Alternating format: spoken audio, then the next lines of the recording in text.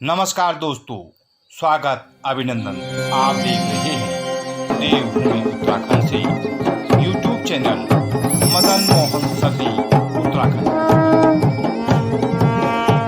तो आइए सुनते हैं व्यास जी महाराज पंडित श्री रामकृष्ण जी के मुखारबिंद से श्रीमद् भागवत कथा के कुछ महत्वपूर्ण अंश।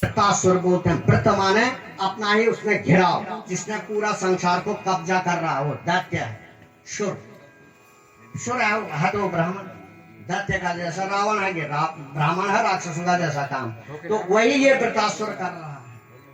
वृतासुर तो ये तो शिल्पी है, देवताओं का कारीगर। इसने दुनिया भर का वो क्या तपस्या की उसने सारे देवताओं के मार्ग पर भी उसने रोक लगा दी, कहा कि तुम्हारा नहीं रहेगा, मेरा ही रहेगा। ये कर रहा है। भगवान ने बड़ी कृपा से क्या करें, कैसे क्या होगा, बड़ी उद्योग से महाराज ने वो किया। तो उन्होंने कहा सलाह कर दो। फिर तुम सलाह इनकी क्या हुई, राजीनामा। देवताओं के साथ में युद्ध करने के लिए गया, वो देवता भाग गए। बृहस्पति कुल गुरु बृहस्पति आए, उन्होंने कहा भाई कब तक रहेंगे बिना राजा के। तो छिप गया डर से।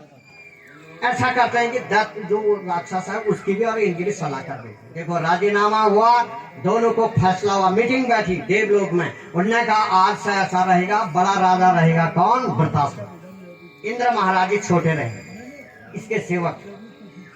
और दोनों संधि से काम होगा, अधिकार बराबर रहेगा, धरती में घूमो, स्वर्ग घूमो, फला नहीं, कोई किसी का दुश्मन नहीं रहेगा। उन्होंने कहा ठीक है, अग्नि साक्षी आदि आदि जो भी होना था सब। परंतु मारने के प्रयत्न में थी। उसने वरदान मांगा था वृतासुर ने कि मेरी मृत्यु सूखी चीज से नहीं होगी, गीली चीज। हिरण्यकश्यप वाला हिसाब कर दिया उसने। मेरे न तो गीली चीज से, न सूखी चीज से, न जल में, न फल, ऐसा मत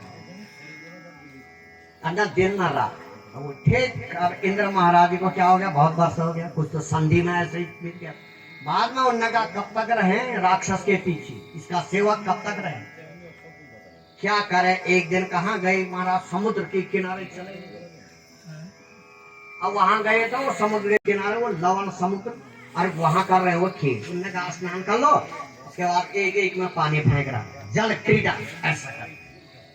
क्रीड़ा करते करते इंद्र ने कहा अभी तो मरेगा नहीं, अभी तो सूर्य है, वो तो चांदी के थोड़ा घाम भी डूबी दो, ये बात संध्या काल है, मरना उसने उसी टाइम।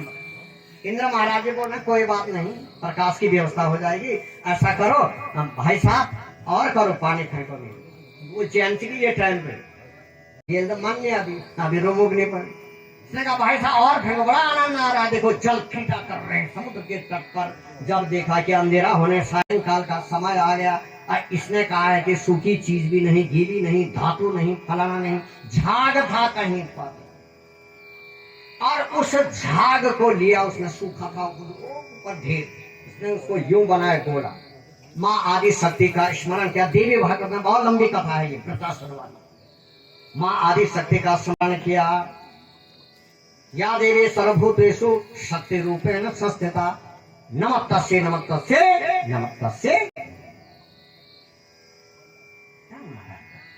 उसमें शक्ति प्रविष्ट हुई। भगवान विष्णु ने भी अपना स्वरूप ताकत उसमें दी। उसके बाद उसने ठीक फेंका तो वो जागे, उसमें शक्ति आ गई, आदि शक्ति भी आ गई, इधर से भी आ गया। भगवान विष्णु ने भी कहा मर जाएगा पूरे। अब तुम्हारा जो ये वज्र है इसकी भी शक्ति इसी के अंदर। देवी भागवत में इस प्रकार से, श्रीमद् भागवत में ये मोड़ नहीं, ये तो देवी भागवत में मोड़ कि खत उससे उसकी मृत्यु होगी। यहाँ नहीं है, यहाँ यह है कि दधीची ऋषि के पास जाओ। जिस ऋषि ने गाय का दूध पिया होगा उस ऋषि के हड्डियों से वज्र बनाया जाए, और उससे वृतासुर की मृत्यु हो सकती, नहीं तो नहीं होगा। अब यहाँ वज्र वाली बात आई। दधीची ऋषि वहां भी जाते हैं और उससे भी, परंतु यहाँ भी ये लिखा है वो वज्र भी उन्होंने वो झाग के अंदर ही डाला। उसके बाद से पूरा झाग आया और वो भगवान की शक्ति, देवी की शक्ति, सबकी शक्ति एक साथ उसने वो फेंका। तब जाकर के अंततः वो भी समाप्त हो गया। देवलोक में इसमें सारे बड़े बड़े राक्षस आए और उन राक्षसों का भी वध किया। वही तो है शक्ति। परमात्मा को, परमात्मा सबका मालिक है। दृष्टांत अब बोल रहे हैं यहीं पर है, क्या बोल रहे हैं? परमात्मा सबका मालिक, सब कुछ परमात्मा दे रहे हैं, अभी तक भी दे रहे हैं सज्जनों। पुण्य सबन विधि वृतासुर का भी अंतिम